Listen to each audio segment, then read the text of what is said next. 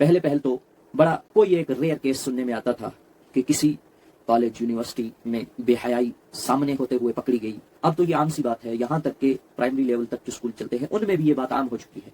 बहुत अफसोस के साथ ये बात कही जा रही है कि उस्ताद को हर मजहब हर धर्म में बाप का दर्जा दिया गया है, और वही बाप आज जो है अपनी बच्चियों के साथ, एक जगह लिखा हुआ है कि एक होता है सगा बाप जो तुमको पैदा करता है, उससे ज्यादा मर्तबे वाला अदब व एहतराम का मुस्तहिक वो उस्ताद है, वो बाप है। और यही बाप अपनी औलाद के कायम मकाम बच्चियों को अपनी हवस का निशाना बना रहे हैं, दरिंदगी का निशाना बना रहे हैं, उनके साथ लव अफेयर चला रहे हैं, नाजायज ताल्लुकात बने हुए हैं।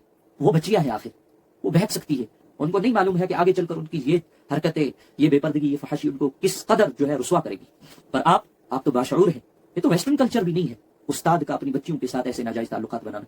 शर्म आनी चाहिए। लानत हो आप पर अल्लाह ताला की, अल्लाह ताला के फरिश्तों की, अल्लाह ताला के तमाम नेक बंदों की कि आप इस गलीज काम में मुलविस हैं, आप इस कदर बदअमली में मुलविस हैं।